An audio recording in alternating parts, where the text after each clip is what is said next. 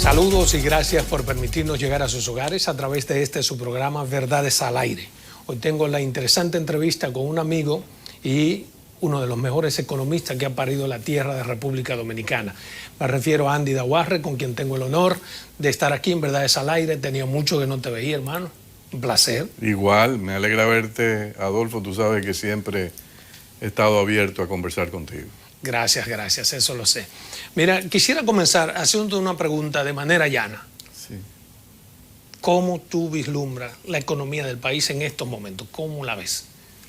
Estamos atravesando una situación difícil por el bajo crecimiento, por todos los esfuerzos que tuvo que hacer el equipo económico del gobierno, principalmente el Banco Central, para tratar de doblegar la inflación, después de todos los choques externos e internos, tanto originados por la pandemia del COVID, la disrupción de la oferta, la crisis generada por la guerra entre Rusia y Ucrania. Todo eso desarticuló el funcionamiento de los mercados y generó presiones inflacionarias que tuvimos nosotros que enfrentar. Y el país salió airoso, pero ahora viene la resaca. O sea, toda esa expansión monetaria que ayudó a rescatar la economía tuvo una repercusión sobre la estructura de precios más allá de lo que se deseaba, lo cual, unido a esos choques externos, nos desarticuló todo el aparato de formación de precios de la economía. La gente entonces se desesperó, y es normal porque siempre que los precios te crecen a un 10% anual, la gente no reacciona bien. Pero desaparecieron todas esas condiciones externas. Exacto. ¿Por qué continúan en alza los precios? Bueno, los precios, es cierto lo que tú dices, siguen en alza, pero el alza está teniendo lugar a un ritmo ahora del 4%. Mucha gente, Adolfo, a veces no se da cuenta de que una vez los precios han subido a niveles inalcanzables, el hecho de que tú reduzcas la inflación de golpe, digamos, de 10 a 4%, no quiere decir que los precios bajaron. Lo que está implicando la reducción de la inflación es que su ritmo de aumento, por ejemplo, que lo que costaba 10, en vez de subir a 11 en un año, va a subir a 10.40, pero 10 ya de por sí era alto. En consecuencia, el bajar la inflación a cero, si nosotros logramos bajar la inflación a cero, eso no quiere decir que los precios van a bajar. Pero ¿cómo lograr que los precios bajen? Porque creo que el principal hándicap que tiene el gobierno es lograr que los precios bajen. No es muy difícil. O sea, yo no te voy a mentir a ti y decir que puede venir un gobierno que te va a bajar los precios un 20 o 30%. Incluso en campañas electorales uno recuerda a algunos candidatos que hacían ofertas. Cuando yo llegue voy a bajar los precios un 10%, un 20%, un 30%. Eso no es posible porque eso solamente se logra cuando tú tienes una depresión económica. El único periodo donde los precios bajaron en los Estados Unidos fue con la depresión económica de 1929-1930. A ver si entiendo, lo que está esperando la gente, de baja que de los precios. precios bajen, no. por lo menos a niveles razonables, No, porque están altos a niveles irracionales. Si yo fuese a hacer un pronóstico, les recomendaría que se olviden de bajas de precios, que lo que deben es tratar de entender que los precios no van a seguir subiendo al ritmo que llevan, se van a estabilizar, van a crecer mucho más lentamente y tienen que tener suficiente paciencia para esperar los aumentos de salario que posiblemente van a venir el año que viene y de esa manera compensar parte del terreno perdido. ¿Y el gobierno mientras no puede hacer algo? Digamos, para que no continúen subiendo. Puede hacer algunos programas de ayuda a los que no pueden valerse con sus propios medios. Por ejemplo, el gobierno podría decir, bueno, voy a expandir los programas de suministro a precios subsidiados de alimentos a través de INESPRE. Ese tipo de cosas se pueden hacer y son paliativos hasta que tú llegas a una situación de mejora de los niveles de salario de la población. Pero el político que le diga a usted que de ganar las elecciones va a rebajar los precios, no le está diciendo la verdad. O sea, búsquese cuánto valía una cerveza hace 30 años y cuánto vale ahora. Claro, eso no es posible. Pero en sentido general, el gobierno en términos económicos ha podido manejar, a su entender, sí, ha manejado... yo creo que ha manejado en la medida de sus posibilidades, ha hecho lo mejor que ha podido. Yo creo que hay áreas que deberían mejorar dramáticamente. ¿Cuáles? Yo creo la inversión pública. Yo creo que el gobierno, por alguna razón, llegó y ha tenido problemas de eficiencia en poder sostener un gasto de inversión pública considerable. Parte de la caída de la actividad económica este año, de que hemos crecido apenas un 1.2%, es que tú no ves al gobierno ayudando al Banco Central. El Banco Central decidió, voy a cambiar mi pose monetaria, me voy a mover de una pose restrictiva a una pose expansiva, pero necesito que el gobierno me haga lo mismo y la inversión pública, que apenas es un 2% del PIB, la lleve a 3, a 4%. Pero eso no tiene, digamos, una explicación lógica, esa poca inversión pública. Me refiero, por ejemplo, a esas situaciones adversas externas que el gobierno ha tenido que enfrentar. Esa inversión que debió hacer de manera pública la ha hecho en subsidios colectivos. No, pero el gobierno, recuérdate, Adolfo, que levantó una gran cantidad de recursos externamente e internamente a través de colocación de deuda. Ese dinero llegó al país.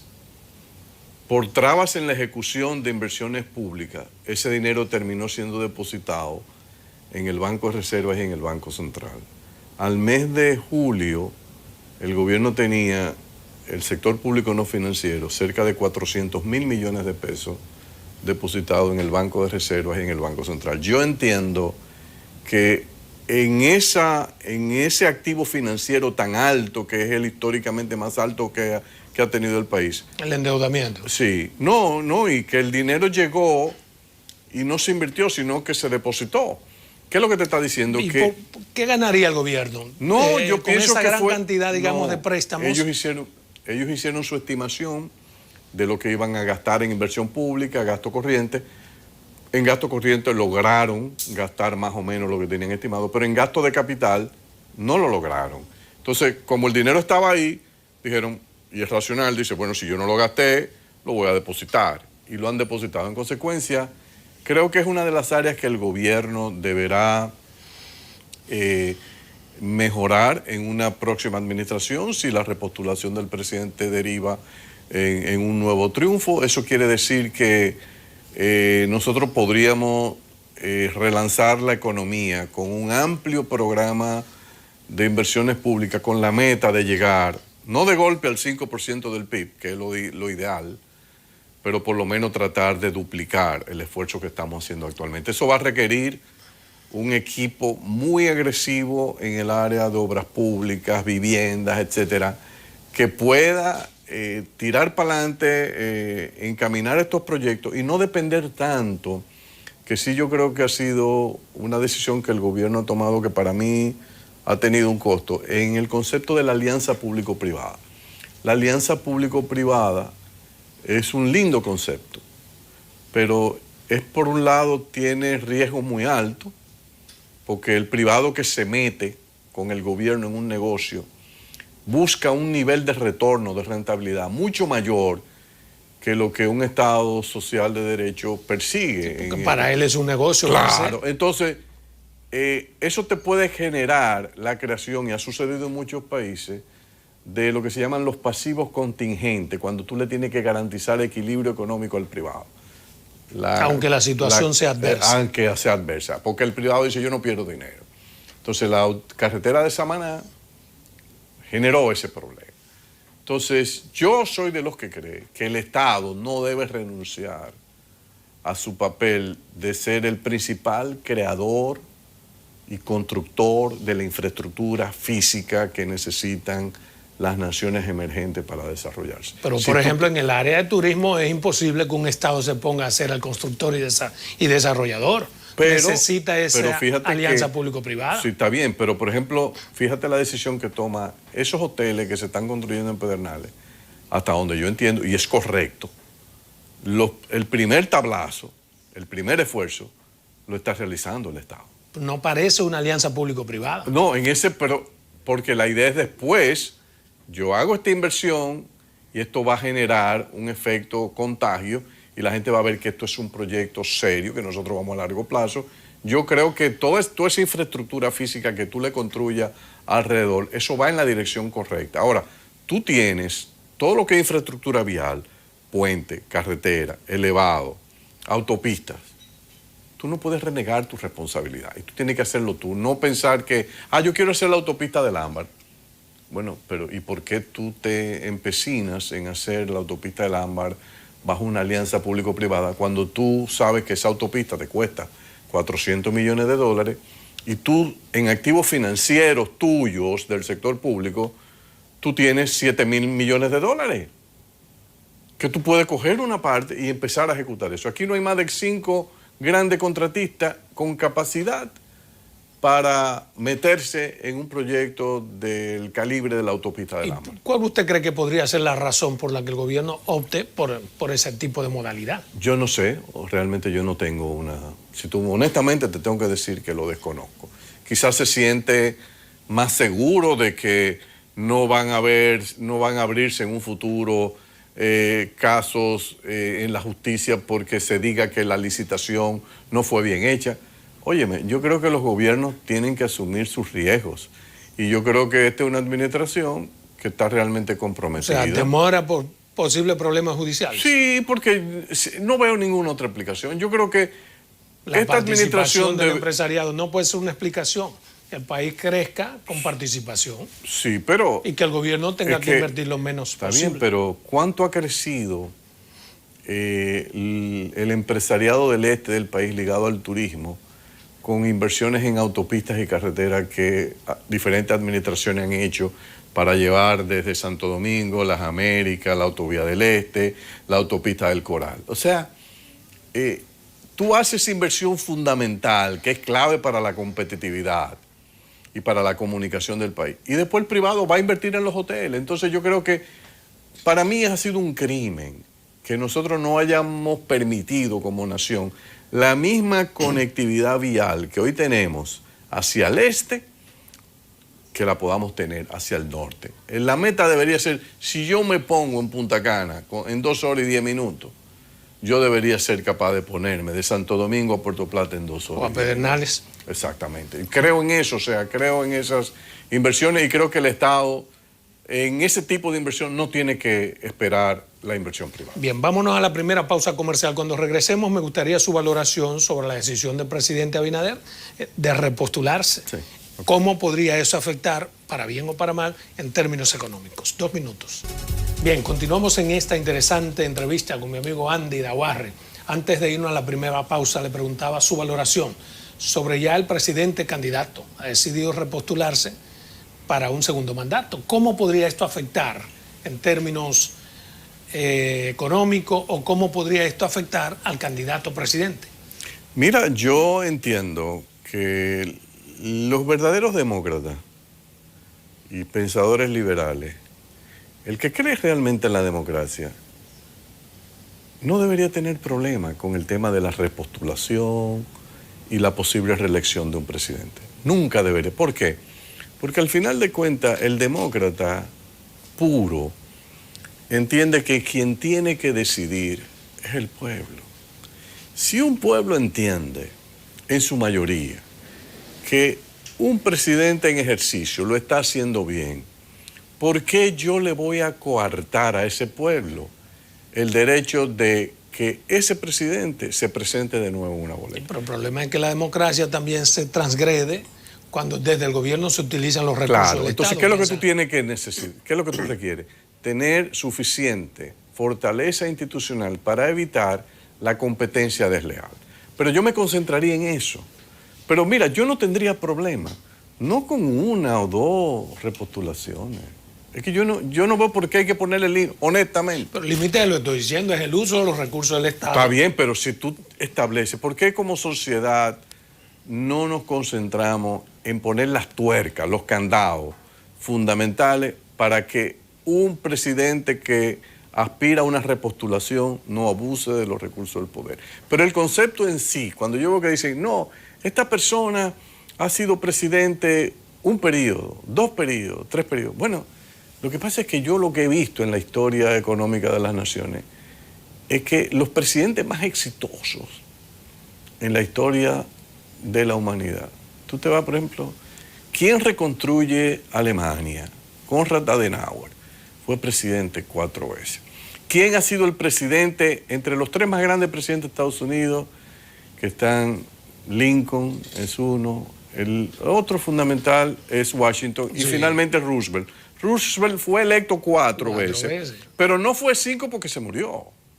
Pero ya no pueden ser lo más. Bueno, pero ellos lo cambiaron, después lo cambiaron, pero eso es una decisión de ellos. Yo no estoy de acuerdo con que eso se cambie.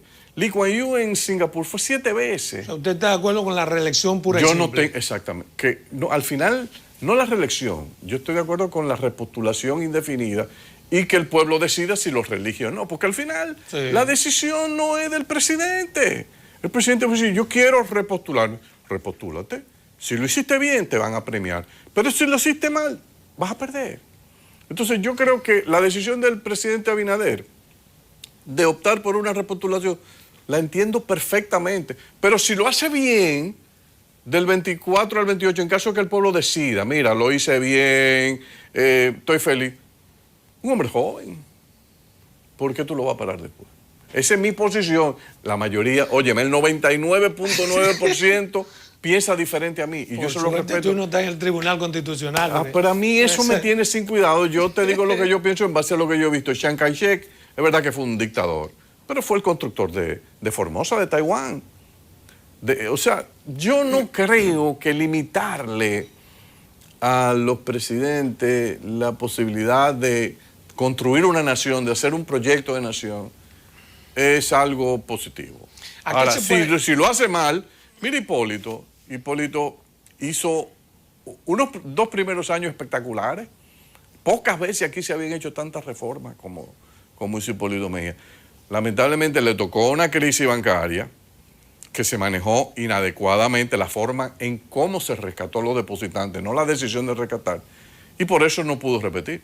Pero Hipólito era un presidente que tenía una fuerza, un carácter, un ímpetu hacia la reforma, y no solo eso, que no le tenía miedo a ningún sector para hacer la reforma que fuese necesaria, que hubiese sido uno de los grandes constructores de esta nación. Mire, como economista, ¿qué recomendaría usted al presidente Abinader ahora que ha decidido repostularse para que, digamos, para que pueda capitalizar ese voto? Bueno, pero realmente, si uno se lleva de las encuestas, y uno tiene que llevarse de esas encuestas, él está muy bien posicionado. Él está muy bien posicionado. Yo pienso que a él lo está ayudando mucho la aparente fragmentación de la oposición. Yo creo que si la oposición sigue fragmentada, él tiene unas altísimas posibilidades de reelegirse. Yo lo que creo que él tiene que estar dándole seguimiento en estos momentos a la coyuntura externa. La coyuntura externa se está complicando de nuevo. Tenemos noticias de China de que las cosas en el sector de desarrollo inmobiliario, la construcción, puede arrastrar a una crisis financiera, y por eso el Banco Central chino ha dispuesto, contrario a lo que están haciendo los bancos centrales de Europa y de Estados Unidos, ha tomado la decisión de bajar su tasa de interés, porque teme que puede venir una repercusión seria. Si sumamos a ese el asunto de los granos. El tema de los granos con la guerra de Ucrania y las decisiones que está tomando Rusia en represalia, que yo honestamente, Adolfo, te digo, yo no sé por qué Occidente no ha entendido que había que buscar una solución negociada al caso de Rusia y Ucrania. Eso le ha repercutido al mundo entero de una manera extraordinariamente negativa. Esta decisión de los granos podría llegar a afectarnos nueva vez. Claro que nos puede afectar, y darle un giro contrario a todo el esfuerzo que ha hecho el Banco Central para que la inflación comience a caer. El anuncio en Estados Unidos de que es posible que sigan aumentando la tasa de interés. ¿Qué quiere decir eso para Dominicana? Que el Banco Central nuestro, que había venido bajando la tasa de interés, decida decir, bueno, de repente se frena. Yo no puedo. Sí. Tengo incluso contemplar la posibilidad de un aumento.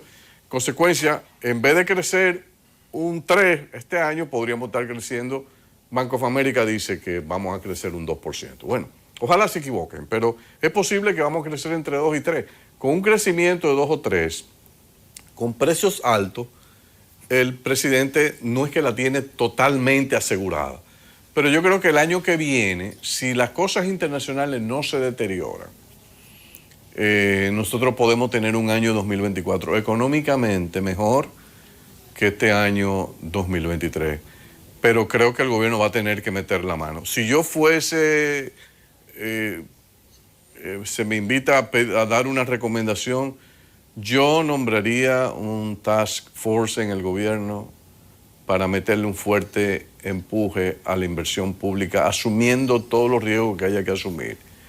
Incluso si hay que llevar una ley al Congreso para que se le dé un semisabático a todas las restricciones que impone la ley 340 para proyectos, por ejemplo, como esa de la autopista. Yo empezaría la autopista de Lambarel la semana que viene. Pues los diseños están hechos de esa la ley 340, ¿usted cree que ha sido una retranca? Es una retranca, es una retranca. Y se ha dicho que tiene que introducir... Una retranca, digamos, perdóneme, en la agilidad, pero en términos de que es también un muro de contención. Yo lo que para creo la que si tú tienes mecanismo de hacer las licitaciones abiertas y transparentes y tener un sistema de supervisión. Pero eso, la ley 340 es para eso. Sí, pero el problema es si tú ves los plazos que te establece, cuando tú vienes a ver y cumplir con todo, tú no ejecutas un proyecto, tú no lo arrancas en 3 años. No puede ser. Los periodos de gobierno aquí son muy breves como para tú robarle a un gobierno los primeros 3 años amarrándolo de Pero hay una nueva ley en el Congreso para modificar. Pero me dicen que esa que ha ido la complica en vez de... ¿Usted no la conoce? No, yo no la conozco. Mire, el gobierno se presta también, acaba de hacer unas ciertas negociaciones con Guyana para el asunto del maíz. ¿Qué tan importante? Mucha gente lo critica, parece no entender el alcance de esto. Mira, yo realmente he visto las declaraciones que ha dado el ministro de Agricultura. Lo que pasa es que no me atrevo a opinar, porque al final de cuentas lo que uno tiene que comparar es el resultado en términos de precio. La pregunta es, si yo alquilo tierras en Guyana, produzco maíz allá, para traer a República Dominicana y alimentar toda la cadena de producción de pollo, de cerdo de República Dominicana, digamos, que esa es la decisión. Lo único que yo quiero saber es, dime el precio, el costo, qué significa eso para mí. Y contrastar eso con otra opción, que es la opción del libre comercio. Yo comprar internacionalmente ese maíz, ¿qué me sale más barato? Si tú me demuestras que me sale más barato el mecanismo del acuerdo con Guyana de yo alquilar tierra, producir allá, traer... Puede suponerse que bajo ese parámetro que se va a hacer, porque bueno, no tiene, yo no asumo tiene lógica. Que si es más barato ese, entonces tú no lo puedes criticar. Más barato no, tendría que ser mucho más barato. Bueno, eso es lo que valga la... Eso es lo que tendría... Yo no he visto los números y por eso no puedo opinar. Hay un proyecto, una ley de amnistía, hasta los del año 2015, que ha sido criticada. ¿Qué le parece a usted? Lo que pasa es que las amnistías, todos los estudios que han hecho economistas muy reputados a nivel internacional, es que la amnistía lo que fomentan es incumplimiento futuro.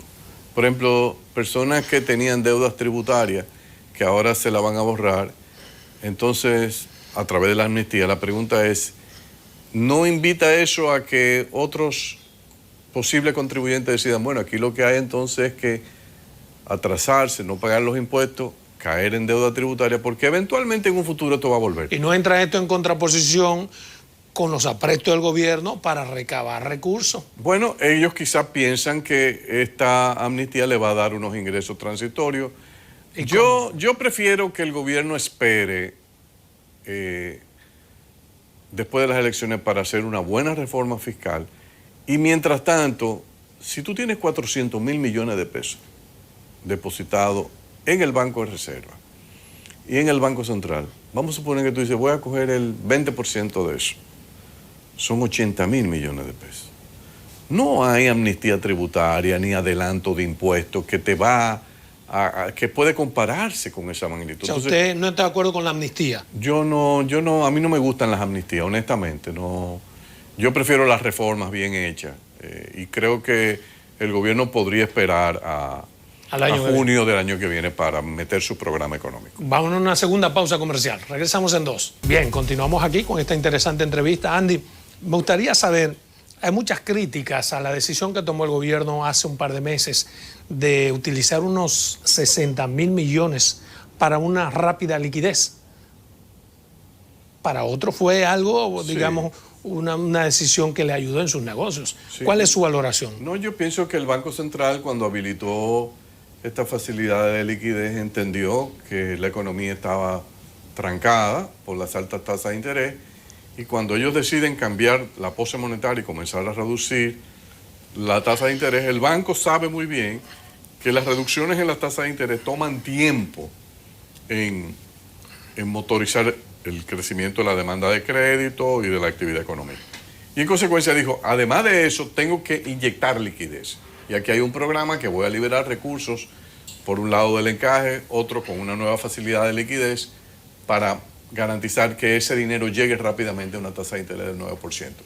Yo pienso que esa decisión fue correcta. Fue correcta. Fue totalmente correcta, que si se canalizó como en teoría debería ser o como inicialmente la pensaron, eso es otra cosa. Si debió ir o no al Congreso. Sí. No, eso no tiene que ir al Congreso. Eso no. ¿No? No, es una decisión de política monetaria. Lo que se discute es si debió ir al Congreso o no, es el tema de los adelantos de impuestos. Eso es lo que se ha discutido, que es una práctica que se ha seguido en el país durante mucho tiempo. Yo creo que es una práctica que se debe descontinuar, porque si tú vas al fondo, un adelanto de impuestos no es otra cosa que dinero que se va a recaudar en el futuro. Dame algo ahora. Dámelo ahora. Pero sí. ¿Qué pasa? Tú estás afectando las rentas de una futura administración. Puede ser la misma tuya, sí, claro, si tú te repostulas y te reeliges, y ahí no habría ningún riesgo. Pero si es otro gobierno que viene y cuando llega se encuentra que dinero que iban a pagar los bancos, las telefónicas, los importadores de combustible, etcétera, ya el gobierno anterior lo tomó por adelantado, te pone a ti en una situación de o haces lo mismo y pide un adelanto, y cuando tú vienes a ver, tú tengas una bicicleta de adelanto que no es buena. Andy, la inflación, bueno, termine. No, entonces esa situación no es saludable. Yo creo que, dado que afecta a renta futura, yo entiendo los que plantean que ese tipo de operación debería ir al Congreso, porque primero no estaba en el presupuesto, implica una modificación presupuestaria. Entonces yo creo que desde ese punto de vista sí tienen razón. Ahora, no hay ningún elemento, como se quiso decir, que son operaciones ilícitas, fraudulentas. No, yo no creo que a ese nivel se debe llegar, pero sí cae en el espacio de discusión sobre la institucionalidad de la misma, de si cae o no en el ámbito del marco. ¿Usted está de acuerdo en cómo se aprobó el proyecto para el próximo año, proyecto de presupuesto que regirá? Bueno, yo creo que eso es lo correcto, que cuando tú tienes modificaciones en el presupuesto, que tú le sometes a la consideración. Esa es la vía correcta. Pero me refiero a las partidas, porque hay algunos sectores, digamos, en el Congreso que no lo apoyan, porque dice, bueno, le está quitando un sector que no es necesario quitar, bueno, y le estás dando a uno que tiene yo demasiado. Lo que creo que ese proyecto no refleja el hecho de que el gobierno tiene 400.000 millones de pesos depositados en el Banco Central y en el Banco de Reserva. Y a mí me hubiese gustado. ¿Cómo que no lo refleja?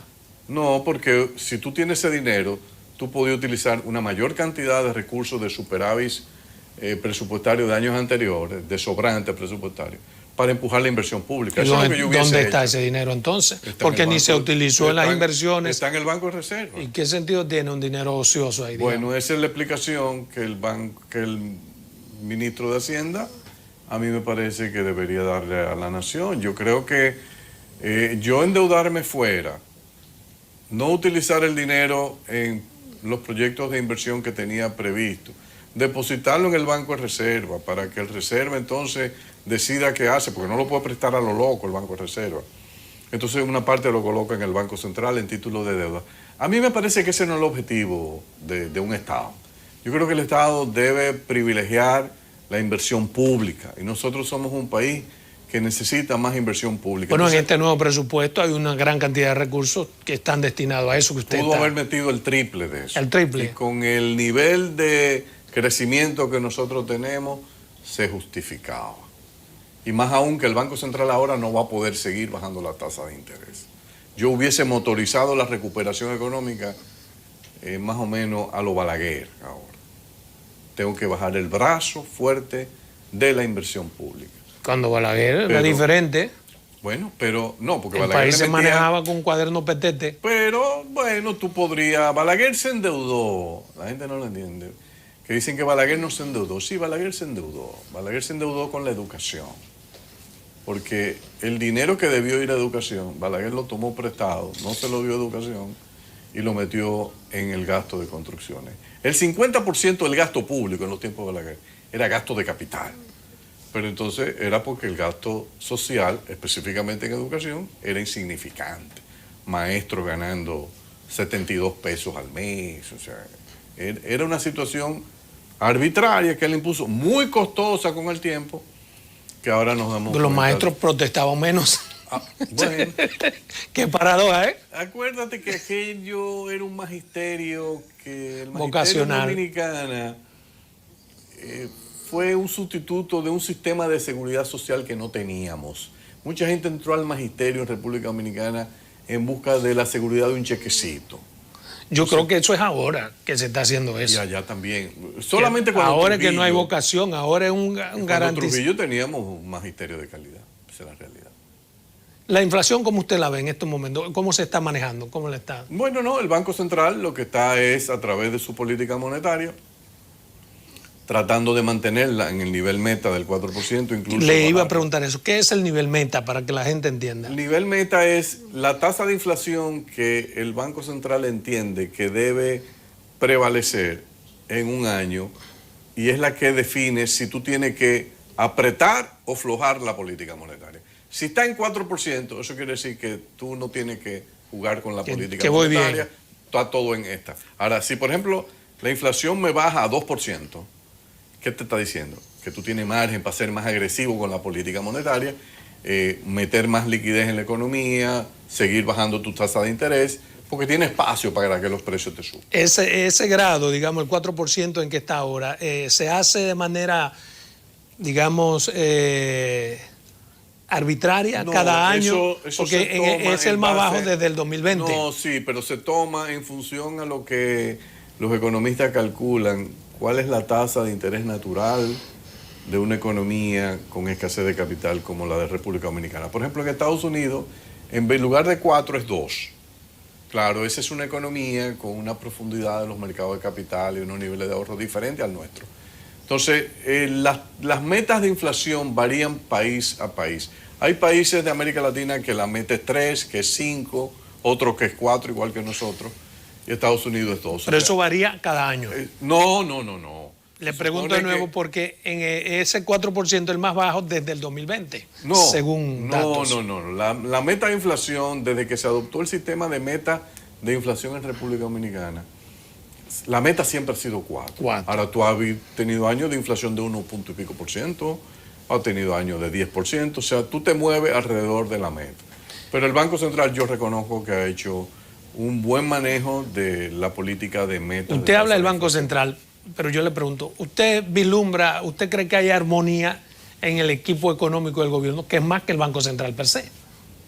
¿Hay armonía? Debería haber más.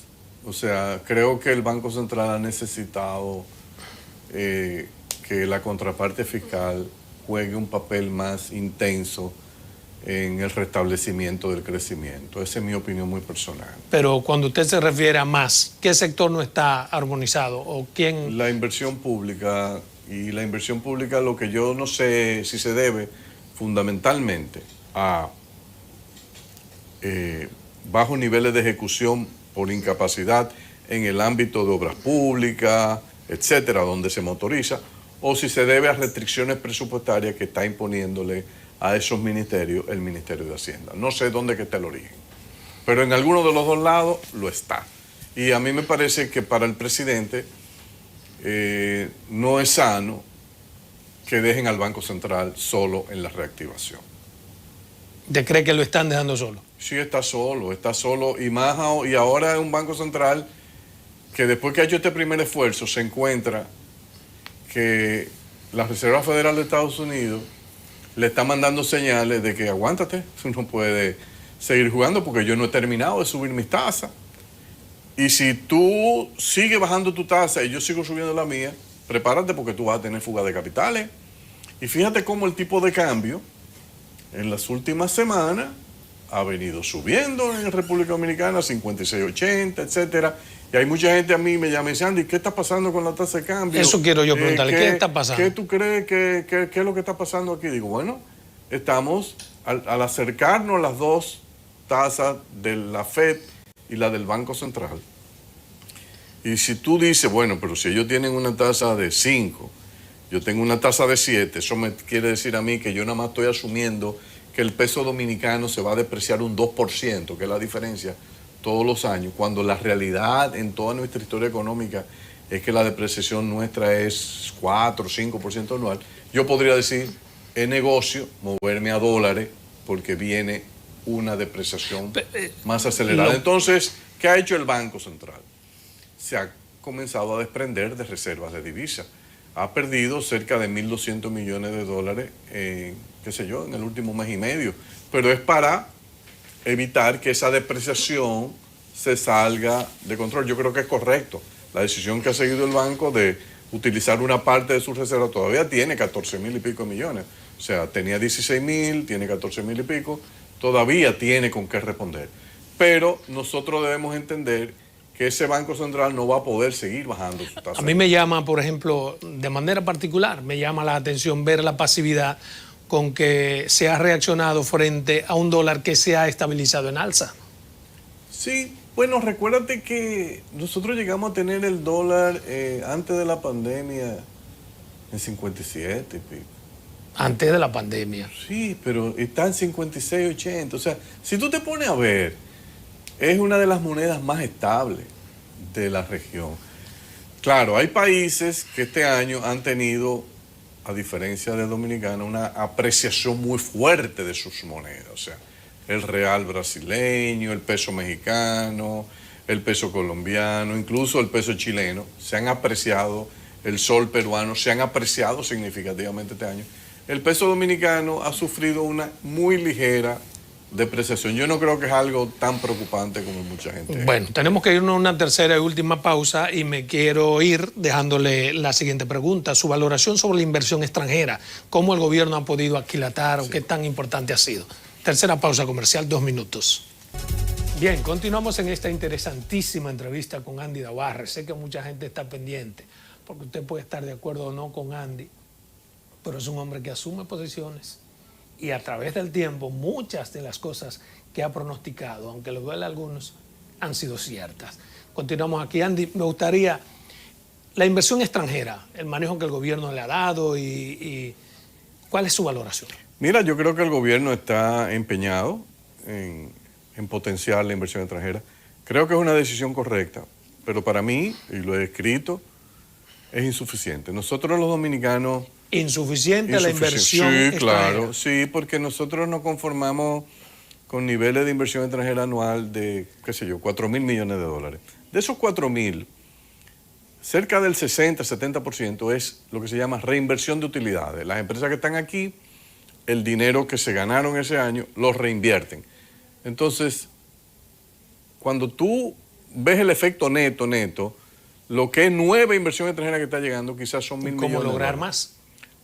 Tú tienes que ofrecer más atractivo, más incentivo. Más de lo que hemos ofrecido. Óyeme, si tú te vas al sudeste asiático, tú dices, ¿cómo un paisito como Taiwán, Vietnam, atrajo el año pasado 27.000 millones de inversión? Un pedazo de tierra que fue bombardeado por Estados Unidos. O sea, una política de inversión extranjera más agresiva. Más agresiva. Ahora, ¿cuál es el problema que nosotros tenemos, Adolfo? Que hay sectores que nosotros no tenemos. Si quiere venir una empresa, digamos, que produce bienes complejos de alta tecnología, etcétera, te van a decir, Andy, ok, yo quiero venir a Dominicana porque ahora el modelo es el nearshoring. Nosotros instalamos una planta en México, ahí conseguimos recursos humanos valiosos que pueden trabajar en esto para producir computadoras, etcétera. ¿Dónde están los recursos humanos? Yo le tengo que decir, no, espérate, pero yo no tengo aquí. Yo te puedo ofrecer gente que son buenas confeccionando zapatos o gente que son buenas haciendo Pero hay cigarros. otros renglones, por ejemplo, la Pero minería. yo no que podemos tengo desarrollar. formaciones de técnico en cuestiones de ingeniería y de tecnología y de computación que yo te pueda suplir. Entonces ahí estamos limitados. Y esa O sea, es una que de no las... es una limitación propia del gobierno. No, sino es de que la nuestra... economía, por esa deuda que Balaguer incurrió con la educación en parte y que después se siguió, y que hemos tratado de ir poco a poco cerrando, invirtiendo más dinero en educación, pero no nos damos cuenta que no solo es gastar más en educación, es quiénes son los que están enseñando, quiénes son los que están enseñando ciencia, tecnología, informática, computación, Como hizo matemática. China, preparar cerebros. Exactamente. Gente que está... Vietnam, por ejemplo, en las pruebas internacionales, ¿qué es lo que hemos visto? Que saca unas calificaciones, los niños de Vietnam muy por encima de los dominicanos. Entonces, ellos sí tienen recursos humanos que pueden engrampar con esta demanda de empresas de alta tecnología que quieren producir y manufacturar en países como los nuestros. De todas maneras, yo pienso que hay un sector que nosotros hemos descuidado, yo no sé por qué, y es el sector agroindustrial. Nosotros podríamos, con todo este debate ideológico y esta fuerte presencia de la izquierda y la oleada rosada en el cono sur, que tú la ves en Chile y Perú, la cantidad de empresarios chilenos y peruanos con amplia experiencia en la agroindustria de exportación de esos países, que nosotros podíamos conquistar para que vengan a Dominicana, dándole a nosotros facilidades, concesionándole uso de tierra, etcétera, para que vengan a utilizar a Dominicana como punto para la producción bien cercana de Estados Unidos, porque ellos están en el Pacífico, sí. Nosotros estamos aquí. Y podrían ser en el área de frutas, vegetales, unos socios espectaculares, y eso es inversión extranjera directa. Entonces, yo creo que ahí nosotros nos hemos concentrado únicamente en turismo, y hemos visto, por ejemplo... ¿Son tan reales las inversiones en turismo, tan beneficiosas como se dice? Son beneficiosas, pero sepamos que esas son inversiones que descansan en un fuerte componente de exención fiscal que le permite a los inversionistas recuperar sus inversiones en 3, 4 años. En pocos países del mundo tú recuperas tu inversión tan rápida y por eso tuvo ese flujo mucho en turismo. No pero hemos a mí sido nosotros demasiado, qué sé yo... Quizás sin eso no hubiese sido tan rápido. Y el tema es que nosotros vamos a tener que pero tener... a largo plazo... Claro, eventualmente, pero para eso tú tienes que tener oportunidades en otros sectores para los recursos humanos que el país va a ir generando. Hasta ahora mismo la educación dominicana está generando recursos de muy baja calificación. Solo sectores como el turismo y la zona franca hoy día te pueden absorber eso. Entonces ya incluso tú estás viendo en la banca, en el sector financiero, que están empleando muchachos venezolanos calificados, que han emigrado a República Dominicana, muchachos peruanos, colombianos. Entonces, si nosotros queremos empezar a dar un giro y no depender tanto del turismo, una condición necesaria es tener otro sistema educativo. Mire, me llama mucho la atención y quisiera su valoración al respecto. Joch Vicente, ajá, que está destacando mucho los esfuerzos del gobierno para reducir los niveles de endeudamiento. Sin embargo, tenemos ahí una lista de próximos préstamos. ¿Qué lectura se le puede dar? Mira, la única explicación que yo le veo al listado de nuevos préstamos es posiblemente que Hacienda y Banco Central, conscientes de la baja de las reservas de divisa del banco que ha comenzado a producirse, en su programación fiscal y monetaria entienden que van a necesitar influjo de recursos frescos en dólares. Porque ¿eso justifica endeudarnos? Bueno, si tú tienes en tu cabeza la idea de que mantener altísimos niveles de reserva es fundamental para tú ir mejorando la calificación del riesgo del país que te generan Moody's, Fitch, Standard & Poor's, tú lo puedes justificar. Ahora, el tema es, si tú tienes 400.000 millones de pesos depositados en el sistema financiero y en el Banco Central, como sector público no financiero, desde ese punto de vista no se justificaría más endeudamiento. Porque mi pregunta es esa, ¿cómo por un lado me endeudo y por el otro estoy tratando de reducir los Parecería, niveles. parecería un juego eminentemente financiero. Perfecto. De necesito más dólares, aunque no lo voy a usar, pero parqueo esos dólares en el Banco Central y los pesos que me genere los recibe Hacienda y los deposito en el reserva. Entonces, Como cuando uno tiene varias tarjetas de crédito, le pago a este y ese juego es delicado. Yo creo que nos puede meter en una trampa de hacernos adictos a un endeudamiento en dólares para sostener una estabilidad que en realidad yo no creo que esté en riesgo. O sea, porque el déficit fiscal dominicano no es un déficit exageradamente alto. No es verdad. Pero ahí eso. hay una pregunta que es latente todo el tiempo. ¿Hasta cuánto y hasta cuándo podemos endeudarnos? Por eso es que yo creo que eso nos lleva a la reforma del 24. Yo no veo cómo. Del 24, usted le puso plazo, usted no sabe si hay reforma. Es que si no la hace, van a tener que prepararse entonces para que se pierda la estabilidad. Si no hay reforma en el 24, Sí, se pierde la estabilidad porque a económica. partir de ese momento las calificadoras ya no nos van a tratar bien. Las hemos venido engañando durante los últimos 10 años, diciéndole que la reforma viene, la reforma viene. Yo aquí mismo... Es inevitable. Yo recibo cada vez que vienen Moody's, Standard & Poor's y Fitch, vienen aquí. Y me dicen, Andy, la reforma. Digo, no, ya eso viene en el 24, ya hay, no hay forma de ¿Y escapar. por qué vienen aquí? ¿Usted está trabajando algo con el gobierno? No, porque ellos no solo se entrevistan con funcionarios del gobierno, ellos visitan a algunos economistas. Entre los economistas privados que ellos visitan, la fundación es uno de los puntos que ellos tocan. Y uno le habla en base a lo que uno percibe, lo que uno ve. Pero están cansados ya. Ya están cansándose y dicen, bueno, nos han prometido que el sector eléctrico, el déficit se va a caer, no cae. Nos han prometido que viene la reforma fiscal, no se hace.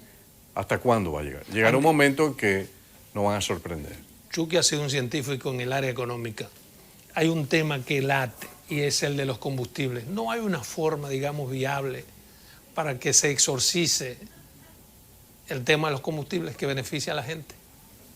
Siempre una fórmula que sube y baja, pero cada gobierno la maneja a su libre albedrío. Bueno, yo lo que veo que hay una ley, lo que hay que cumplir la ley. Y pero esa ley es la ideal. Bueno, tú podrías decir que el ajuste semanal a la gente no le gusta, que quizás lo podemos cambiar a un ajuste mensual.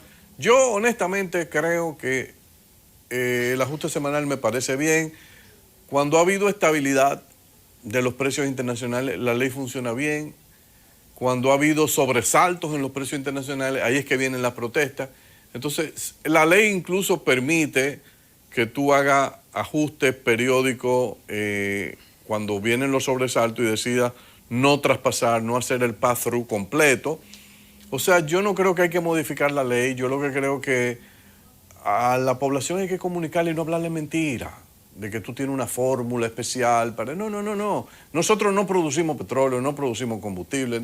Entonces, si lo importamos... Pero el problema es que de conformidad con esa fórmula, a veces es mandatorio bajar el precio de los combustibles y no baja. Sí, lo que pasa es que no lo bajan. ¿Qué es lo que pasa? No lo bajan porque quizás cuando correspondía subirlo, no lo subieron. Entonces están cobrándose lo que perdieron en ese momento. No es bueno transparentar eso. Yo soy partidario de la transparencia, total. Si subió, subió y si bajó, bajó. Independientemente de lo que Así pase, mismo es mucho más efectivo para la gente. Eso es lo que Finalmente, hoy una pregunta que a mí de manera particular me inquieta. La decisión de esta empresa, César Iglesias, de colocar sus acciones, ¿cuál es el beneficio para el país? Bueno, se supone que cuando se hizo la reforma de pensiones, que se iba a generar todo este crecimiento del ahorro de los trabajadores, una de las ideas que se tenía es que parte de ese ahorro de los trabajadores terminase como acciones en empresas privadas.